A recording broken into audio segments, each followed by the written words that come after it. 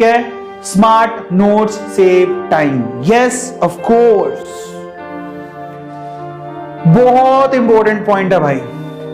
मैं आप पे याद रखना कि आपको किसी और की चीज लिखी हुई नहीं समझ में आएगी, आप खुद से जो भी लिख रहे हो वो आपको गंदा भी लिखा हुआ तो भी समझ में आ जाएगा। सच बता रहा हूं। पता है कभी कभार ऐसा हुआ आपके साथ कि आपके पापा ने बोला उल्लू के पट्टे क्या लिखा है, समझ ही नहीं आ रहा। पर पापा को समझ में नहीं आएगा, लेकिन वो जैसी देंगे ना आपको कॉपी, क्या लिखा है समझ नहीं आ रहा, तुम तुरंत देख के बता दोगे कि ये लिखा हुआ है। ऐसा हुआ है आपके साथ? बहुत बार होता होगा। मेरे साथ तो बहुत बार होता है। मेरी राइटिंग बहुत खराब है, तो मैं क्या ना, मैं अपने हिसाब से लिखता हूँ। मैं ऐसे लिखता हूँ कि बस वो सिर्फ मुझे ही समझ में आ सकता है। डॉक्टर को भाषा को डॉक्टर ही समझ सकता है, या फिर वो कंपाउंडर समझ सकता है जो 60 घाट बना के बैठा होगा। सो बेसिकली ना आपकी राइटिंग है, बेसिकली आप जो लिखते हो ना वो आपको समझ में आएगा।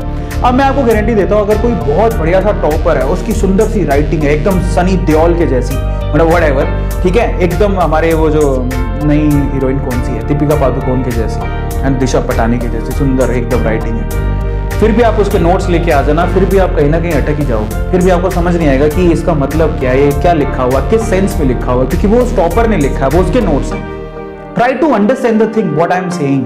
आपकी चीज आप बेहतर समझ सकते हो, इसलिए बेटर है कि आप अपने नोट्स खुद बनाओ, किसी के नोट्स कॉपी मत करो, किसी के नोट्स लेके मत आओ प्लीज। समझ में आ रहा है सब लोगों को? क्लियर हो गया सब लोगों को? और बहुत लोगों के साथ ऐसा पक्का होता है कि आप अपनी राइटिंग आप खुद ही समझ सकते हो, कोई और नहीं। वो पक्का आपसे पूछेगा तूने क्या लिखा।